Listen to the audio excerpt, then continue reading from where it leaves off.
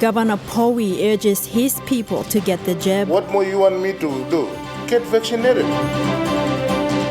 POMGEN morgue unable to cater for more bodies. Oro Provincial Government installs a land board. Welcome, this is Wednesday's news. I'm Kilawani. With the spike in COVID cases and deaths in Southern Highlands, Governor William Powi has urged all to get a jab. Powi brushed aside rumors of side effects and also appealed to his people not to follow rumors on social media. The Southern Highlands governor said vaccination is a form of protection. Speaking recently in a news conference, Governor Powi said that there is no time to waste as the pandemic sweeps across the country. He says vaccination is a key defense to save life. Powi urged Southern Highlanders to go for a jab. Marisinia experts now, scientists have proven na wokimia. Chloroquine na, all Panadol na, all medicine you make him stop so. You blow working manufacturing medicine lo when you may work lo doubt him this blah. With the 1 million kina allocated by the provincial government, the Southern Highlands PHA will be carrying out a massive awareness and vaccination campaign in the province. The governor says the vaccination is a form of protection. He says people must not hear conspiracies on social media but guard their lives. You look him die and come up here so what more you want me to do? Get vaccinated. No can believe the social media doctors na can something. Well, for now, Australia, America, now plenty of countries that also have a manufacturing medicine long and will kiss him so. How about kill him all millions, one merry blow. So let's not talk about this scamming fear. Yeah, you can scientifically debate this thing. But mix him corona vaccination, nothing is happening to me. I'm alive. Southern Highlands has seen a spike in COVID-related cases and deaths recorded. Governor Powi said this is alarming and people must consider vaccination. He says his government is doing everything to assist the PHA to address the COVID situation in the province. Yes, vaccination is not going to be cure, but it's a banish. You banish him, you yet, so corona, kill him, you nothing. There's some level of protection there. So let's not become scamming social media experts na misleading people, believe me. Jagla Power Jr., National EMTV News. Port Moresby General Hospital morgue cannot cater for more dead bodies due to the increased death toll from COVID-19 that has stifled services at the hospital. Director for Medical Services Dr. Kone Sobi said the morgue is in excess of 300 bodies when it can only cater for 130. One more COVID-related death brought in at 3 p.m. today at the morgue.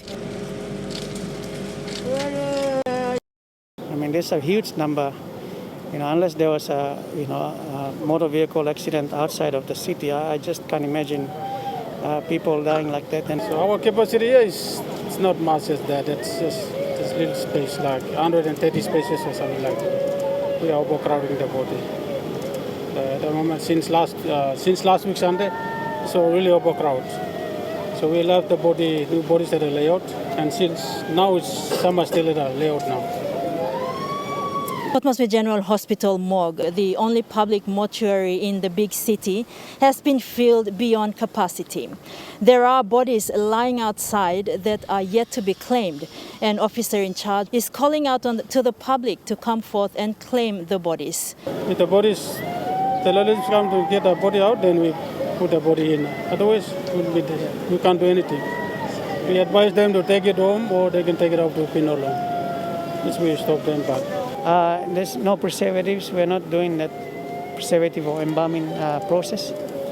So we encourage that. That's why we encourage the relatives to come and pick up their bodies. In that way, it gives us some room to move these ones that are waiting in.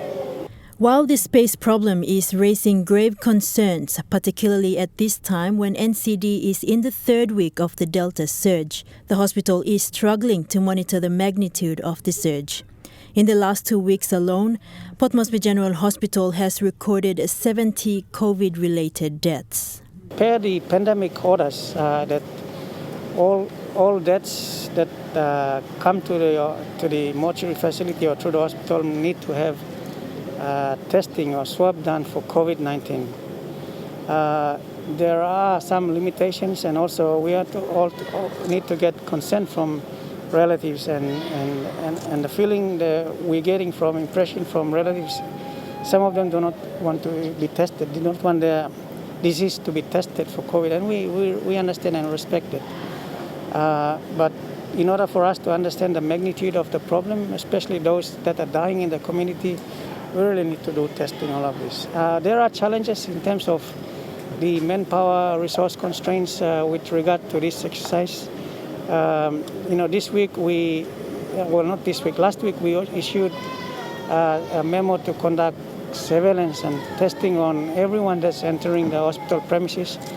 But in 2 days we found that it was exhausting for the limited number of staff that are doing the testing activities. With an excess of 300 bodies, which is beyond the morgue's capacity, which can only hold 130, the hospital is looking at conducting a mass burial in the coming week. We have submitted a list to the coroner and even to the National Control Center for approval so that we can carry out the mass burial. According to the Commissioner of Correctional Service, Stephen Pokanis, 15 detainees, including 5 remandees of Butte Correctional Service in the Eastern Highlands Province, have tested positive from the coronavirus. 2 remandees are currently admitted at the Eastern Highlands Provincial Hospital, while 13 with moderate cases are isolated at a classroom in the prison premises and are slowly recovering. Health officers from the Goroka General Hospital, CS COVID-19 team and CS the headquarters are monitoring the situation at Butte Prison. CS Commissioner Stephen Pokanis said institutions with no isolation facilities have been advised to use whatever building that is available, including classrooms and halls for isolation and quarantine of detainees. Vaccination could soon become mandatory for staff at the National Judiciary Services, as per a circular released by Secretary Jack Carrico. However, unvaccinated staff must provide a negative PCR test result taken 3 days prior before they can enter the court premises. This follows the announcement of a partial lockdown at the Waigani National and Supreme Courts after a senior staff tested positive for COVID-19. A number of staff at the Court Registrar's Office have been categorized as persons of interest, and the National and Supreme Courts will only attend to urgent matters. During this temporary closure, all staff are urged to be vaccinated. The partial lockdown comes into effect today and will continue until the 26th of October. While this will not affect the Supreme Court sitting, which commences on the 25th of October, the court premises will undergo a deep cleansing and full sanitation of the court facilities. COVID-19 continues to affect court proceedings at both the National and Supreme Courts. As per an internal memorandum issued to NJSS staff by Chief Justice Gibbs Salika on the 29th of September, all staff are now required to get vaccinated during this partial lockdown. In the circular released today, NJSS Secretary Jack Carrico said starting next Tuesday, when the partial lockdown is lifted, everyone who works at the courthouse will need to show their vaccination cards before they are allowed into the court premises. For those who are not vaccinated, they will be required to show a negative PCR test result before resuming duties. This applies to all NJSS staff, lawyers, court users, including members of the mainstream media. Meanwhile, court cases at the Waigani Committal Court will continue under strict COVID-19 measures. Thekla Gunga, National EMTV News. In other news, Air Niugini has temporarily suspended flights to Kieta following the closure of the Arapa airport, as directed by the autonomous Bougainville government. Passengers with tickets to and from Kieta may travel from Buka instead at no additional cost or rebook from Kieta for further dates without any penalties. Meanwhile, Air Niugini will continue to operate 6 flights weekly into Buka airport. You're watching National EMTV News. More stories when we come back.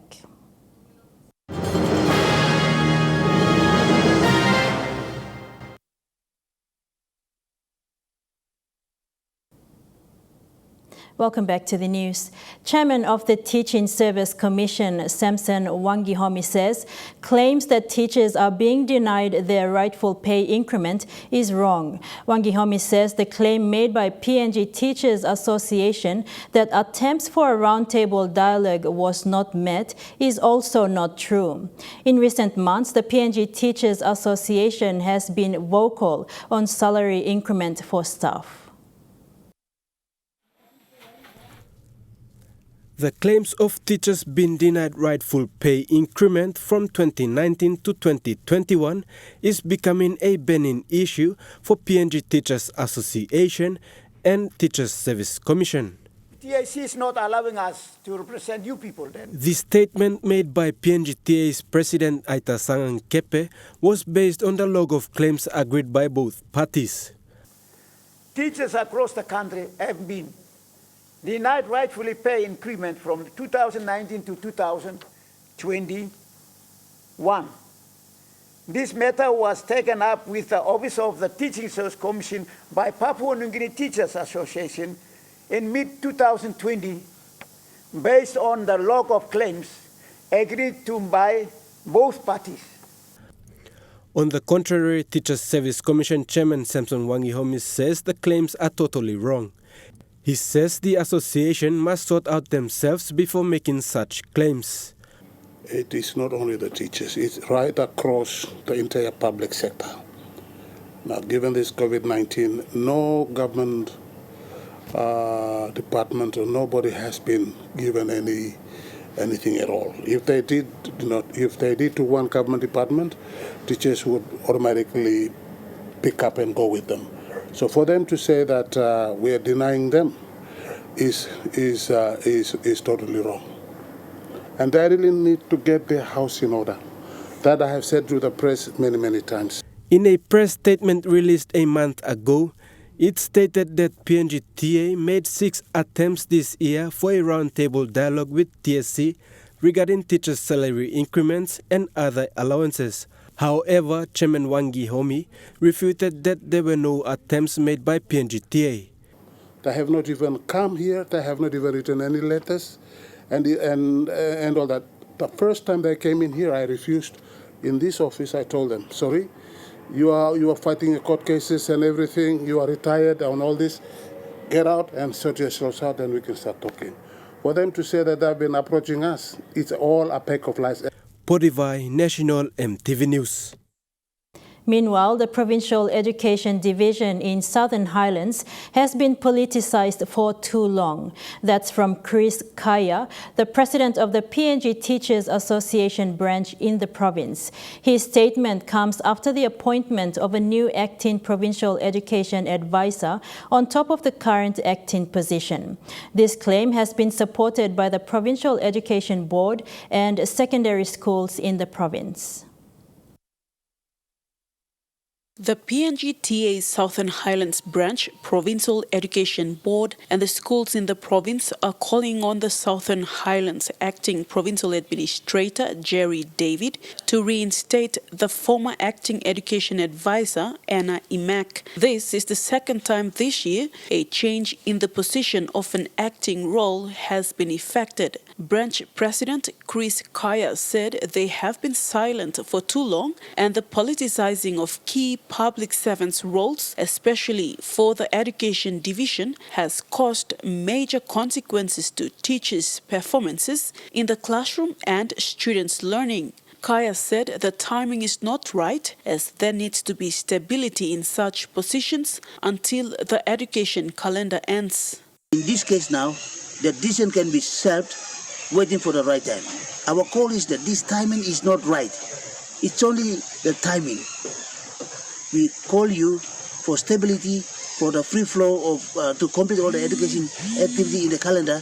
We ask you to resign your decision. Teachers are concerned that the change in the acting education advisor position might affect the 2022 teachers appointment and the teachers inspection ratings. Teachers in Southern Highlands told EMTV News off camera that this is normal for people in the hierarchy to make money out of such processes. Schools are also fearful that the fourth quarter TFA funds will be ready soon and claim that people in positions of power are bound to misuse or misappropriate. They have petitioned the acting provincial administrator and Governor William Powi to revoke the decision. The ultimatum is for Anna Imac to be reappointed or they will go on strike. Kaya said Imac has brought change into the division. One is putting teachers on payroll and being transparent on teachers' appointments. Vasanatha Yama, National EMTV News, Mount Hagen.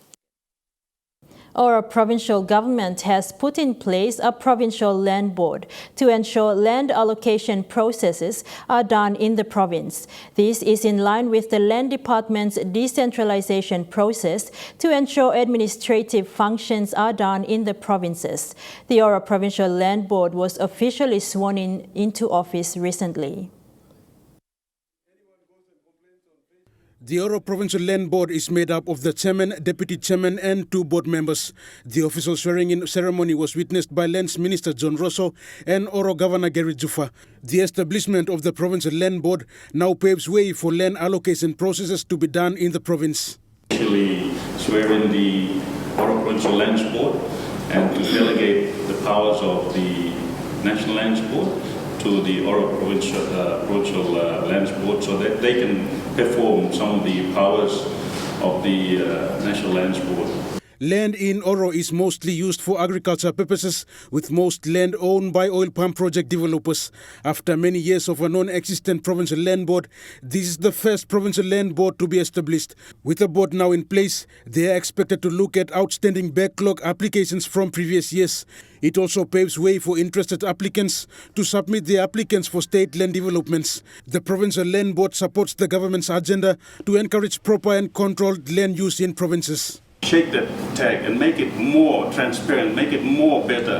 And that is part of the reason why we delegate these responsibilities to the provinces, so that they can be able to administer those issues themselves. Speaking to the board members, the Lands Minister challenged them to be honest, transparent, committed and to avoid conflict of interests. He says decisions must be made on professional judgments and advice without fear of favour. He further encouraged the provincial government to render full support to the newly established board. And as members of the Lands Board, you will now be sitting there in a position that gives land to people, and you have to make decisions that is for the benefit of the people. And sometimes you have to make decisions that have to be very, very neutral, even though it might sometimes go against your own family members or something. Rayon Lakingu, National EMTV News. Bringing exam papers to remote schools on time remains a struggle for many rural schools. Dusin High School in Middle Ramu District is one school in Medang facing this challenge. Head teacher Jesse Lawler says the only way to move exam papers on time is by air, but this also depends on flight schedules. Dusin Primary School was recently elevated and registered as a high school. It is very remote and is only accessible by air. When it comes to the month of October, the need to bring examination papers to the school on time for its grade 8 and 10 students is a challenge. This year, the school was lucky to airlift exam packages from Medang to Simbai. Due to bad weather, the chopper flew to Mount Hagen and returned on Monday to bring the papers in time for the grade 10 examinations. Most times, it takes teachers 3 days to bring the exam papers to the school.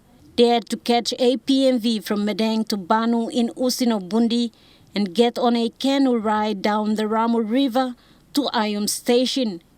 It takes another 2 days to walk from Ayom Station along the rugged terrain and fast-flowing rivers to get to Dusin High School. Another concern is the number of spaces allowed for students to continue year 11. Students who are fortunate get a place in registered secondary schools in the province. This year, out of the 150 year 10 students enrolled at the school, only 75 sat for the examinations, as most withdrew due to school fee difficulties. The school is now preparing for the grade 8 national examinations next week. This is not the only challenge the school had encountered so far. Last month, the school partnered with the local Anand Coffee Cooperative and transported building materials for a 4-in-1 double classroom from Medang to Dusin, costing more than 60,000 kina. While the cooperative moved 64 coffee bags out of Kovon LLG to Medang to be transported via road to the market in Goroka. Martha Luis, National EMTV News, Medang. About an hour drive outside of Alotau town is Siasiada Oil Palm Station. Once run by the Oil Palm Industry Corporation, or OPIC, it seems the station has seen too many bad days, as consecutive OPIC management turned a blind eye on its operations, leaving the OPIC houses to deteriorate and the oil palms abandoned. Good news though, as plans are now underway to revive the OPIC operations at the station and provide the much-needed oil palm extension services. Surrounded by oil palm plantations is Siasiada Station. Siasiada is in the Huhu LLG of Alotau district. It's about an hour drive out of Alotau town, but that's if it's a sunny day. It can take more than an hour if the heavens open up to water the palms. A drive to the station is tricky with slippery roads, maneuvering through a massive oil palm maze. When OPIC had set up the station at Siasiada, it also set up a school and a health center. Okay, the work in Mumbai started in 1986 under the Asian Development Bank funding, and 2 stations were established, one down at Geni and one here. In 1989, houses here were completed under the ADB funding through Department of Agriculture and Livestock. We had 2 houses for health workers, 2 houses for the teachers, and 2 houses for, at that time, DAL extension officers. Today, the school is still operating as well as the health center, but not OPIC. 2 houses assigned to extension officers have been abandoned. This is the current state of the houses. In 1992, when OPIC took over, we were no longer into a recurrent budget. And the OPIC Act enabled us to collect levies, and of which the levy at the time was sufficient enough to run the project. However, as time went by, and years gone by, we have not changed the levy. It's still at 4 kina per ton, and with no funding from government and increasing of prices, we've come to abandoning this station in 1998. I last served in this station before I was told to move out of this station with the staff, leaving back 2 houses, of which are now run down. But good news for extension officers working in this part of the province. OPIC will now renovate these houses and revive its work here. With the new looks of OPIC management, we are looking at rehabilitating these houses again, maintaining them, and then eventually we'll station 2 officers back here to service the farmers. The plan is to increase smallholder production output of fresh fruit bunch through paying more attention to the farmers or smallholders. We have almost 50% of the farmers across here.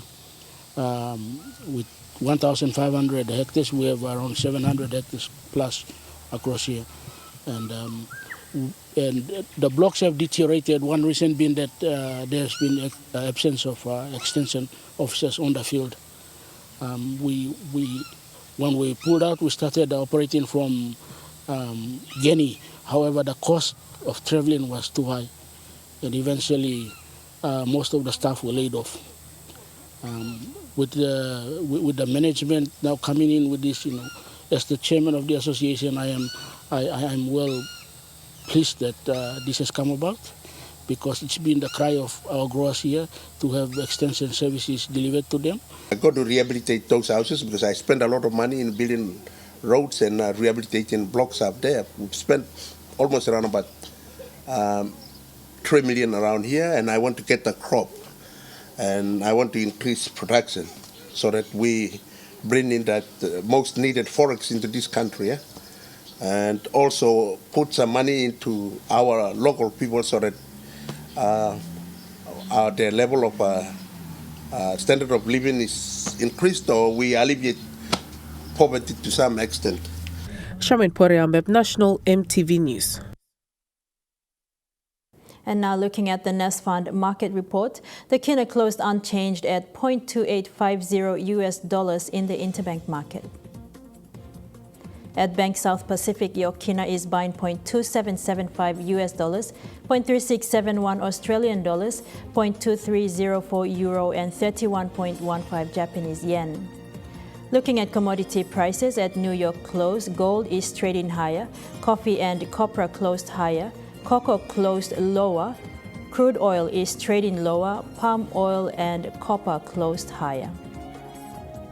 And on the stock market, the Dow Jones closed higher, the ASX 200 is trading higher, and the All Ordinaries is trading higher. You're watching EMTV News. More stories after these messages.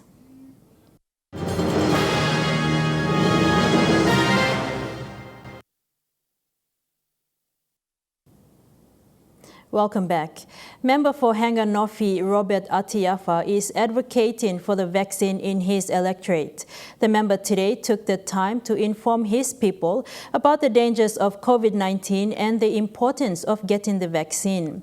A good number of people turned up to get the vaccine at the District Health Centre. Hanganofi is a district in Eastern Highlands Province and so far has recorded 10 deaths relating to COVID-19. So this is sick and dangerous to know line this time 40 years, but especially 15 years. You play them immune system strong. So you may not gonna ask him question, no powering, na straight, straight into him on lapun loyumia, plant your papa okulindana. So constitutional right now you talk. The right boy sabe now. You kiss him. You know right. You know, Ken. Na time that's na sick holding you, but you confess him all I mean. Na ask him no oxygen. No sorry me you go car. Never you can say out your car again. Na mo come talk sorry you now. A patient has sadly died at the Tarama Aquatic Center, making it the first death recorded at this makeshift COVID-19 isolation ward. In a joint statement released this afternoon by the Port Moresby General Hospital, NCD-PHA and St. John Ambulance, the patient was admitted to TAC with mild COVID-19, which worsened to a severe state thereafter. Despite extensive expert medical care from specialized emergency medical doctors and internal medicine physicians, the patient succumbed to the disease. In the last 24 hours, NCD has recorded 164 new cases, with wards reaching its full capacity. Authorities say the COVID-19 situation in NCD is critical because POMGEN and TAC are at 100% occupancy based on readily available medical staff. You're watching EMTV News. Trukai Sports is next. All the details when we come back.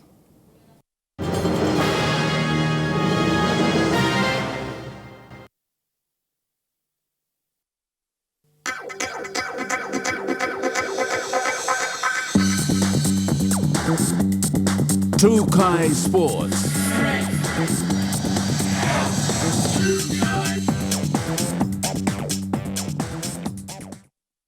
Welcome to Trukai Sports. Following the announcement of Papua New Guinea's national women's cricket team, the PNG Lowers, preparations are going well. Lowers will be participating in the International Cricket Council Women's World Cup qualifiers in Zimbabwe. The Kumul Petroleum Lewis are slotted in Group A along with West Indies, Netherlands, Ireland and Sri Lanka for the upcoming Women's ICC World Cup qualifiers. Today, Lewis had a match against the PNG men's under-19 Garamoots as part of their preparations for the tournament. Having some of those young men that are a bit bigger, a bit stronger, they bowl faster. It really helps the women prepare for the tough competition they've got when they're playing the likes of the West Indies and Ireland in only 3 weeks. The PNG Lewis haven't played international matches for 2 consecutive years. With just 3 weeks remaining before the tournament begins, Cricket PNG manager Tony Naidu is confident Lewis will qualify for the World Cup in New Zealand next year. In PNG, everyone's used to adversity. Everyone's used to being the underdog. Everyone's used to things not being given to us nice and easy. We haven't been given cricket for 2 years. The men weren't, the women aren't.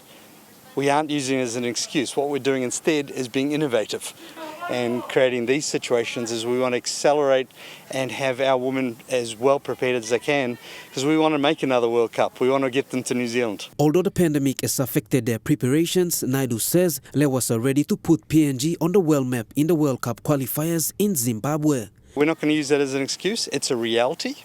We're not like other countries that have been able to keep playing. So will it be harder for us? Yes. But are we going to do our best and are we going to make PNG proud? Absolutely. Suli, Trukai Sports. Scotland defeated Papua New Guinea by 17 runs in their Group B Round 1 match of the ongoing T20 World Cup 2021. Scotland initially won the toss and elected to bat. Richie Barrington and number 39's brilliant 70-run knock of 49 balls helped them post 165 for 9 in 20 overs. Matthew Cross was also in decent form, registering 45 in 36 deliveries. Meanwhile, Kabua Morea was in good bowling form for Papua New Guinea and took 4 wickets in 4 overs. Chasing a target of 166, Papua New Guinea were bowled out for 148 in 19.3 overs, with Josh Davey taking 4 wickets in 3.3 overs for Scotland. Norman Vanua played a noteworthy knock for Papua New Guinea, slamming 47 of 37 balls. With this win, Scotland are now second in Group B with 4 points from 2 matches.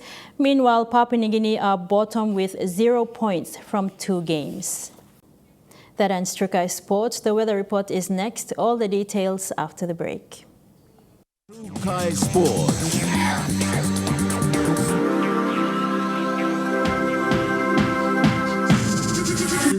Trukai Sports. This weather update is proudly brought to you by MoniPlus, with you always.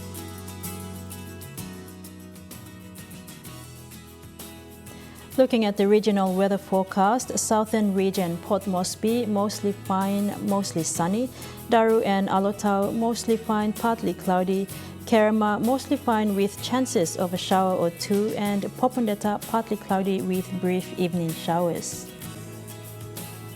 For the Mamase region, Ley, mostly fine with chances of evening light showers. Medang, partly cloudy with few evening showers.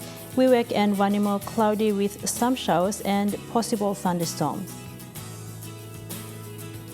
For the New Guinea Islands region, Lorengau, Kokopo and Rabaul, mostly fine, partly cloudy. Kavieng, Kimbe and Buka, partly cloudy with brief showers. For the Highlands region, all centers cloudy with some showers.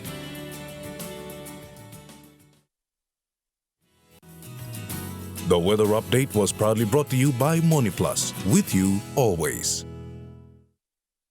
And that's the news, sports and weather for today, Wednesday, 20th of October 2021. Until next time, pleasant viewing, be safe, bye for now.